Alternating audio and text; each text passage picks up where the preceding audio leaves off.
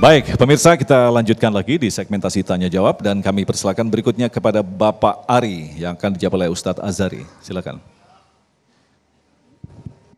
Bismillahirrahmanirrahim. Assalamualaikum warahmatullahi wabarakatuh. Perkenalkan, nama saya Ari Rahman dari Masjid Al-Marjan. Tadi disebutkan kalau penanya Bu Lina itu kan bagaimana jika dia berbuat zolim tapi tidak mengetahui gitu ya. Nah, pertanyaan saya, bagaimana jika kita mengetahui dan itu di depan mata kita, tapi perbuatan dosa atau zolim itu kita tidak bisa mencegah atas kondisi yang tidak memungkinkan gitu, Ustaz. Mungkin itu pertanyaan dari saya. Baik, terima kasih. Silakan Ustadz Azhari.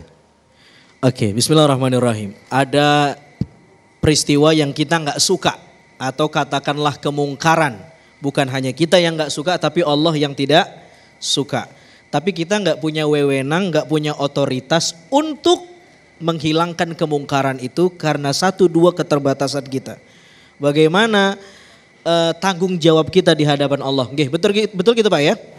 Caranya paling tidak ingkari dalam hati kita bahwa perbuatan itu kita nggak setuju. Itu sudah dinilai sama Allah. Masalahnya kalau ada kemungkaran di depan mata kita, lalu kita nggak mengingkari dalam hati kita, malah kita bilang mantep juga tuh punya barang tuh.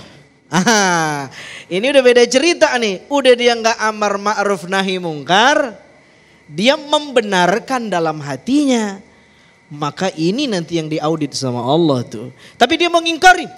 Saya tidak setuju dengan kemungkaran itu. Betapapun saya tidak punya wewenang untuk beramar ma'ruf nahi mungkar lewat kekuasaan saya karena saya nggak punya kekuasaan, lewat lisan saya karena saya nggak punya otoritas dan seterusnya dan seterusnya. Tapi bagi kita yang punya wewenang, punya kekuasaan, punya otoritas, punya kapasitas, wajib amar ma'ruf nahi mungkar. Amar ma'ruf dengan cara yang ma'ruf. Ma'ruf seakar kata dengan uruf. Uruf artinya kearifan lokal yang disetujui banyak orang. Amar ma'ruf tapi tidak dengan cara yang ma'ruf mengundang kemudaratan berikutnya. Beramar ma'ruf saja harus dengan cara yang ma'ruf. Karena itu orang yang beramar ma'ruf dia harus punya ilmu biar tidak membuat fitnah terhadap Islam. Mengatasnamakan Islam. Padahal bukan amar ma'ruf yang sesungguhnya yang dia lakukan. Jadi amar ma'ruf itu tugas mulia dan bukan tugas yang mudah. Harus dengan ilmunya. Menasehati orang harus dengan ilmunya. Al-Quran mengatakan, wa tawassaw bil haq wa tawassaw bis sabr. Konsep wasiat itu adalah konsep tengah-tengah. Wasatiyah. Tidak menghakimi orang, tidak menjudge, tapi juga tidak membelakangi orang. Tidak menuduh-nuduh orang, tapi juga tidak apatis. Udah biarin aja kemungkaran, yang penting bukan bini saya, bukan anak saya, bukan keluarga saya. Biarin aja itu orang. Salah, permisif. Yang salah juga adalah menjudge orang. Kamu ahli neraka, saya nyium aroma kamu aroma barzah. Marah orang. Menjudge tidak boleh, permisif tidak boleh. Yang boleh tengah-tengah, wasiat, nasihat dengan adab, amar ma'ruf dan seterusnya dan seterusnya. Wallahu taala alam bisawab. Nah, Ustaz Said, kalau kita kembangkan seringkali dalam hidup ini kita tidak menemukan hal-hal yang bersifat ideal seperti yang kita rencanakan. Kadang-kadang jatuh di sebuah pilihan di mana-mana keduanya itu buruk dan kita harus mengambil keputusan yang terbaik dari hal-hal yang buruk. Nah, ya, dikaitkan dengan pertanyaan tadi. Baik, Masya Allah, tabarakallah. Kalau dua-duanya buruk, bagaimana Bunda? 1 atau 2, pilih aku atau dia. Ya. Jadi kita mintalah kepada Allah Subhanahu wa ta'ala. Makanya sebelum kita nikah tuh istikharah, benar gak Bunda? Ya kan? Apalagi Bunda nih sebelum menikah ngelihat calon suami misalnya di masjid ganteng, ada orang ganteng. Boleh gak minta? Mintanya kepada Allah, ya Allah mudah-mudahan engkau semoga Allah mengetuk pintu hatimu untuk mengetuk pintu rumahku, ya kan? Akhirnya ada yang ngetuk, Assalamualaikum, wah ini jodoh, pas dibuka debt collector. Nauzubillah min dzalik. Jangan marah kalau ditagih Bunda. Jadi pertama minta kepada Allah Subhanahu wa taala, minta petunjuk, kemudian minta nasihat dari ulama. Kemudian juga Quran mengajarkan ya ayyuhalladzina amanu atiullaha wa atiur rasul wa ulil amri minkum fa in tanaza'tum fi syai'in farudduhu ilallah. Dikembalikan kepada Quran dan sunnah. Ini maksiat dosa enggak? Cari mudaratnya yang lebih kecil ketimbang daripada kita mendapatkan orang yang maksiat dan dosa. Pilih yang mudaratnya lebih kecil, dan itu juga terukur sesuai dengan Quran dan sunnah. Ini benar, ini salah. Zaman sekarang kan kita bingung mana hak mana hok, benar gak? Mana yang batil mana yang betul, mana aki-aki mana perjaka, benar gak? Itu bisa dibedain ya. Nah ini kadang-kadang bagaimana supaya kita tahu, pelajari Quran dan sunnah, belajar dengan guru-guru kita, nanti kita insya Allah mendapatkan petunjuk dari Allah Subhanahu Wa Taala. Wallahu a'lam. Baik, selanjutnya kami persilakan kepada Ibu Puji, silakan. Assalamualaikum warahmatullahi wabarakatuh. Saya Puji dari Jamaah Masjid Al-Marjan, Permata Depok Regensi. Salam ta'zim Ustadz Said Kutub, Ustadz Asyari Nasution. Tadi sudah disampaikan bahwa siraman rohani ini mudah-mudahan bisa memberikan kita lebih baik lagi. Bisa menggunakan penglihatan kita, mata kita, hati kita menjadi lebih baik. Bisa menjadi sadar kamera begitu Ustadz ya.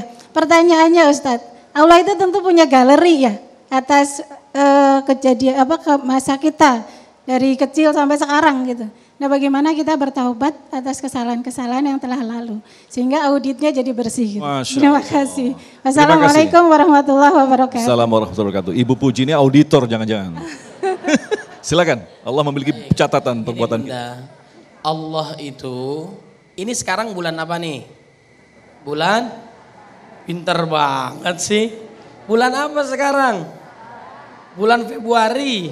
Tumben ingat Sya'ban. Kita yang kita ingat biasanya bulan tuh cuma 3. Sya'ban, Ramadan, Syawal. Selebihnya udah lupa dah. Kenapa? Ini nama masjidnya mengingatkan kita puasa. Ya enggak? Masjid Al-Marjan. Memang kalau siang hari di bulan Ramadan kita melihat minyak seperti marjan. Masya Allah. Allah membuka bulan itu dengan bulan haram.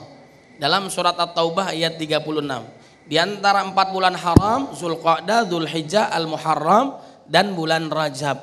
Allah membuka awal tahun dengan bulan Al-Muharram. Kemudian Allah tutup dengan bulan Al-Muharram, bulan haram yaitu Dzulhijjah. Maksudnya apa? Bulan suci, bulan agung, bulan berkah, dilipat gandakan pahala. Dosa juga kalau melakukan maka dilipat gandakan dosanya. Nauzubillah min dzalik. Allah menginginkan awal kita baik. Allah menutup kehidupan kita, Allah menginginkan kita husnul khatimah. Yang Allah lihat itu bukan awal kehidupan kita, bukan hanya proses perjalanan hidup kita. Yang Allah lihat adalah husnul khatimah. Allahumma inna nas'aluka min husnil khatimah. Yang dulu biarlah berlalu. Maka tobatlah kita kepada Allah Subhanahu wa taala. Allah punya pintu tobat. Di sini ada pintu kan? Ya kan, pintu tobat jaraknya 40 tahun perjalanan antara 1 dengan 2. Luas nggak pintunya? Luas. Allah itu sayangnya begitu hebat kepada hambanya. Qul ya ibadiyalladzina asrafu ala anfusihim la taqnatu min rahmatillah innallaha yaghfirudz dzunuba jami'a innahu wal ghafurur rahim. Katakanlah wahai hamba-hambaku yang melampaui batas dalam melakukan kemaksiatan dan kezaliman kepada dirinya ataupun orang lain, janganlah kalian putus asa dari rahmat Allah. Sungguhnya Allah mengampuni setiap dosa, sungguhnya Allah Maha Pengampun lagi Maha Penyayang. Allah turunkan tangannya di malam hari untuk mengampuni dosa kita di pagi hari. Allah menurunkan tangannya di pagi hari untuk mengampuni dosa kita di malam hari. Masya Allah, rahmat Allah, ampunan Allah lebih luas daripada murkanya. Mudah-mudahan dosa kita diampuni semua.